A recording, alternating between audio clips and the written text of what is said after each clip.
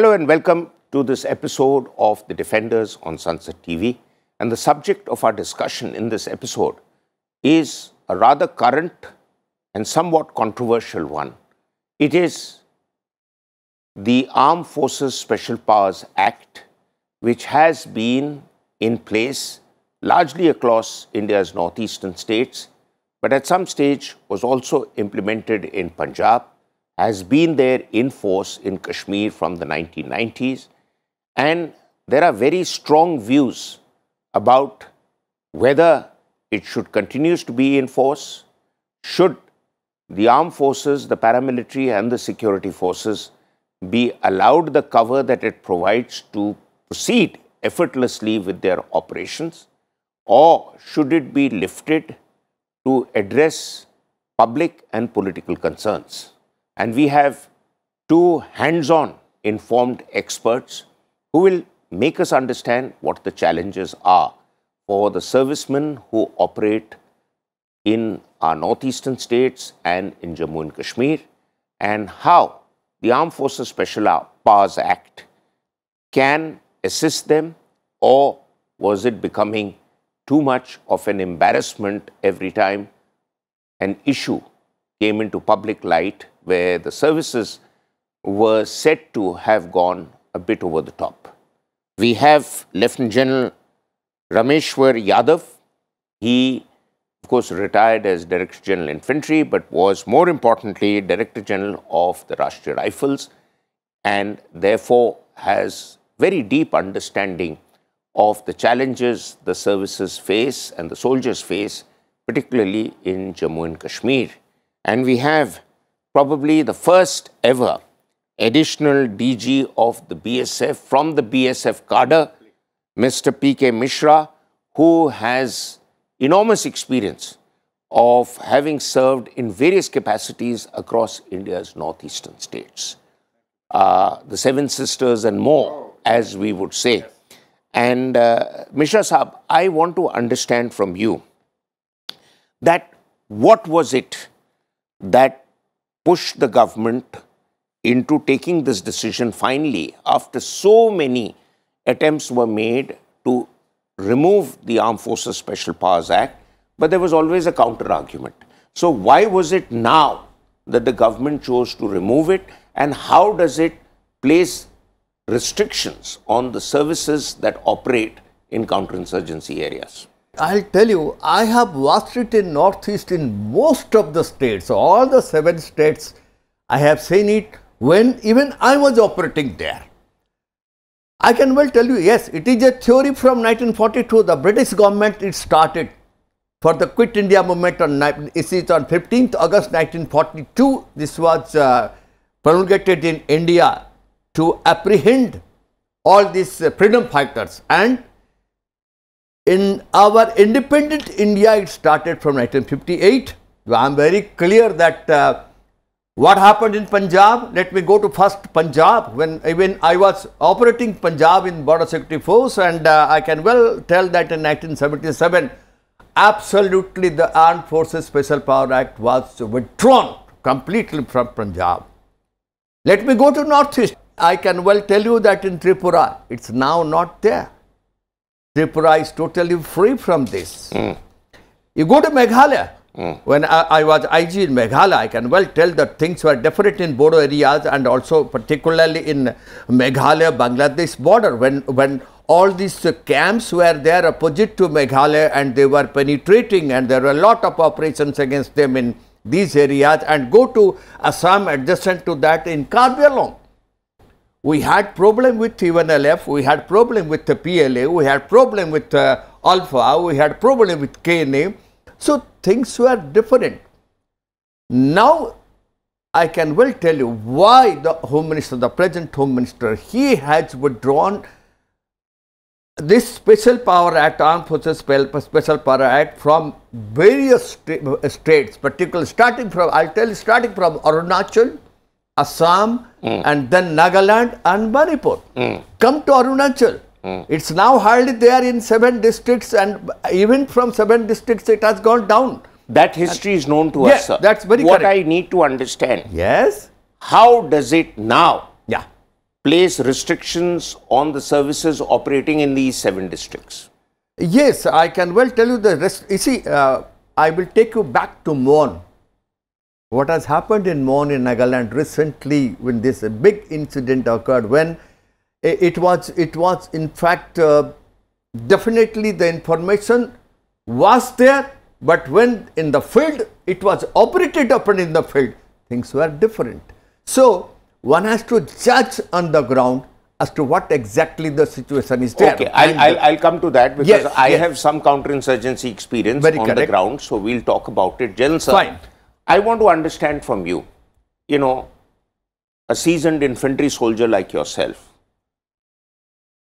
information received is not necessarily 100% accurate when you go on the ground to follow up on information, and at all levels from a section commander right to a battalion commander upwards, there has to be very, very cautious due diligence applied, but very quickly to enforce that information, and at no cases it becomes something which happened in Nagaland with the Special Forces unit. So how do soldiers and commanders take a call on implementing that information, and how do they prevent a situation from getting out of hand? I'll look at it this way. Information you'll keep on getting from number of sources. Before you launch an operation, it has to be an intelligence. And intelligence comes about by corroborating information from various sources. Then you come to a reasonable assessment ki yes, there is a militant, or there is a hideout, or there is a cache, and to retrieve that or to take action against them, one has to launch an operation. Yes, there is always a grey zone in counterinsurgency operations. It is not a black and white, and the intelligence is also half-baked at times. So you have to take a chance at times, but when you are near the target, that is the time the troops on ground has to confirm, reconfirm and re-reconfirm before they open fire. There happens to be cases where your source tips you off, but to protect his own identity refuses to accompany you to the location. How do you then reconfirm? These are normal things. You see, not only that, there are various reasons that source is giving you that kind of a wrong information. It could be personal rivalry at times. Absolutely. All right. It could be religious leanings. So in insurgency, there's a lot of gray areas, and you have to, it is like finding a needle in a haystack, something True. of that kind. It is a difficult operation. So troops on ground, when they operate in an area, they establish an intelligence grid, and once they establish that, thereafter they do get reasonably accurate intelligence and timely intelligence. Yes, time is at premium in CI operations. Okay, Mishra Sahab, now is another crucial area, and I'm sure you have considerable experience of this. You know, while situations like this begin to evolve, where you are reacting to intelligence, you are also conscious of the watchful eye of the local media, and in today's era of instant messaging, instant uploading of pictures, it becomes even more trickier. Now, did you feel at any stage today things are a bigger challenge for commanders on the ground than they were yesterday, when you could cover everything up and not expose yourself to the reportage that the media gives instantly or locals give instantly from a place, and say this is the nature of operations? Grey areas, as General talked about. Yes, I was listening to the General. I can well tell you, I had a lot of experience in Northeast. Then what the operations were going on, in the particular the field operations were going on based on intelligence input. The intelligence input may be from your sources, maybe from civilians, maybe from your opposite side also, but and maybe political also. Yes, maybe political, but when you are approaching it, when you are briefing your troops and the commander of the operation, they go to the ground, it is then now it is very, very difficult. Things which were there 10 years before, now what is there? Because you see, I can well tell you about Northeast only. Because the people, see, it is not those civilians which are there. You are there for security, providing security to your own people, to your Indians. Now you see, the information and intelligence and everything about your operation on the ground, it is recorded. It is vast. The media is there everywhere. Every villager in every village is a media man. Everywhere your mobile is available. You can't hide your operation, particularly your tactics of your operation, you can't hide it from the civilians what is happening. And not only from the civilians, it is the political parties. The political scenario in Northeast, things are very difficult now, because you see, you have to be very, very clear as to what is your aim. Can you operate this, the intelligence which you have received? Will it involve any debacle or any injury to civilians? If it is so, how many in your numbers approximate? What about your injury? Can you sustain this? What about evacuation of cash from those areas? Are you having that capability and the place of having any helipad to lift them? And you are having helicopters with under your command that it can come. It's not your only evacuation of cash of your troops. It is evacuation of civilians also and the locals. Yes. Very good points. General sir, I need to quickly move on to another area. The lifting, the order to lift at least partially from various parts of the Northeast, the Armed Forces Special Powers Act. What do you think will be the implications in Kashmir? Because there has been a constant and rather vociferous demand from political leaders in Kashmir that this is something that needs to go. Now, I am aware that there are elements which I would regard as anti-national, which have been pushing political parties in J&K to make this demand so that the flow of operations and activities of militants becomes far more easier. So, how do you think this will have ripple effects in Jammu Kashmir? Okay, let's see how it works. In the present scenario, where are militants? They are hiding on hilltops, they are in jungles, they have no facilities with them. Whatever little communication that they have, that is on radio sets, and signal intelligence can pick it up, they can be located very easily. They have to sustain themselves. So, to sustain for their supplies, they have to come down to towns and villages, to the shops, which can be under surveillance. And moreover, in order to conduct their operations, they have to march on foot and they come down here. Yes. Correct.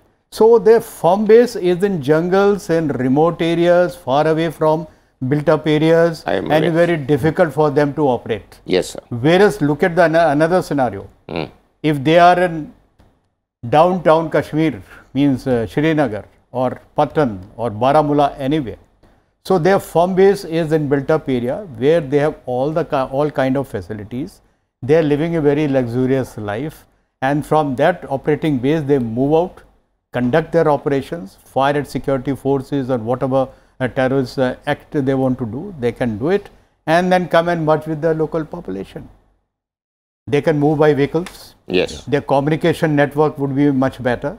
All right. They have facilities of internet. They can influence the social media, and the extortion and all the harassment tactics, that is much better, because they can go to any shop or any politicians or any government officials or judiciary in order to coerce them. All right. So, it is a win-win situation for them in case they get into the townships. And what, as a soldier, I will recommend that this should not be done till the time there is a disturbed public order. When the disturbed public order shifts to law and order problem, that time, yes, gradually you can think about it. But in the present scenario, Well, you hear every day what is happening in Srinagar and entire J&K. I do not recommend that we should let down our guards. Okay. No, that's a very good point. So I was coming to Mishra Saab on this. Sir, you see, if you remove the Armed Forces Special Powers Act, logically it is said the Disturbed Area Act or the Disturbed Area pronouncement by the administrative authority or the governor in that local area should be linked to the Armed Forces Special Powers Act and its removal or its implementation. Very correct. Now, there is a problem that these disturbed and dangerous conditions don't exist only in some districts and not in others. There is a problem for the security forces because there is a huge overlap, particularly in the northeast, between various groups and the cross-border elements who use Myanmar often as a rest, recuperating and reorganization base to and come also back. Bangladesh. Yes. And there have been reports also in the Bangladesh hill tracks and various elements, and there was a time when India managed to get many of them hounded out of there. But they then shifted to Bhutan and they were hounded out of there also. But the issue is that how does one district become different from another district? I mean, do we elsewhere in India, driving past one district into another district, find very clear signages? State borders to hote hain, but district demarcation, how do you demarcate that this is a safe area and this is a no-go area?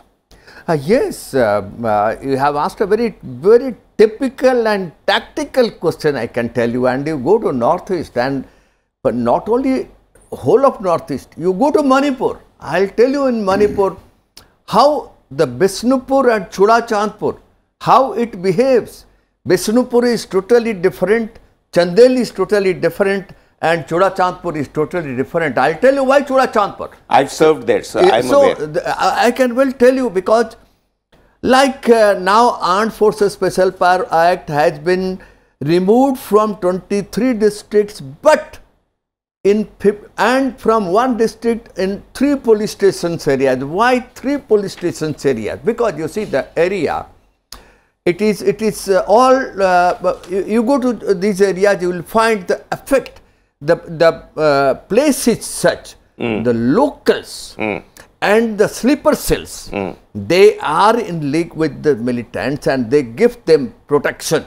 So there are some pockets where they are available and they are very close to the border and they can get the help from opposite side, from Tamu and other areas of Myanmar, and particularly as because the Janta government is there, the army government is there, I mean, held by in any case, the control of the Myanmar government in the areas adjoining India is very limited. Very limited. Correct. So, I am aware of that. Yes. But I want to understand, how does the security force operative, I mean, a soldier, a paramilitary man, etc., how can he make out the difference that this is one district zone and that is the other district zone? So, this district zone, it doesn't apply, and the other district zone, it does apply. It defies explanation, if you ask me.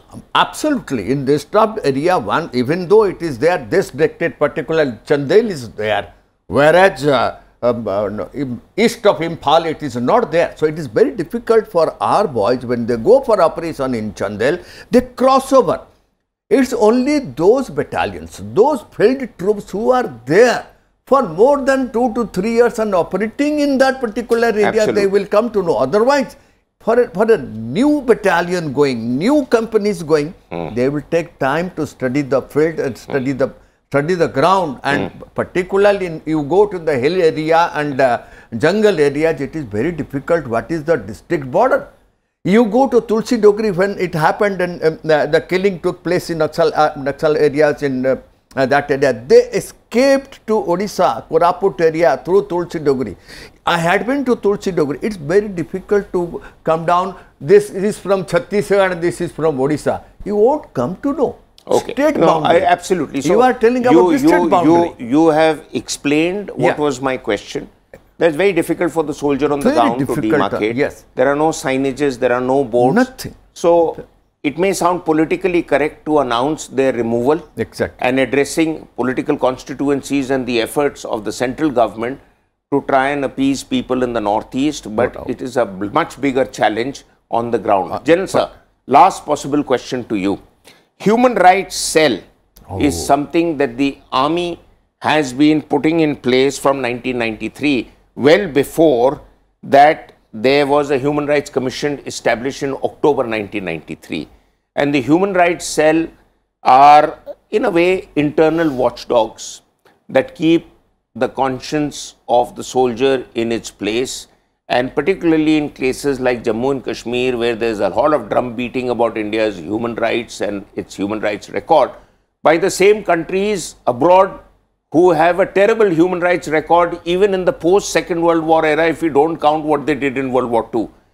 I want to understand from you, sir, that how does this human rights cell operate in J&K? Okay, firstly, I'll give you a bigger picture. The human right business is all politics. Absolutely. All right, at international level, you have seen even in UN in 2012 or sometime, they have called for repeal of AFSPA from India in J&K, saying that it is draconian and it is infusing lot of hatred and it is against the international law. And there's a whole lot of NGOs in this, in our own country, besides human rights commissions and other things. Okay. So it is all politics. That is number one. Ground situation and the ground realities are totally different. One has to be on ground to understand the dynamics and politics, and the fact means how deep the malice is as on date.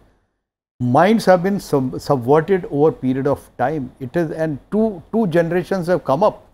When they were born and till now, they have only seen conflict. So it is a very difficult proposition. As far as your question in particular is concerned, how does it functions? Army is seized with this problem. During our training, starting from regimental centers where the recruits are trained. Yes. Starting from that very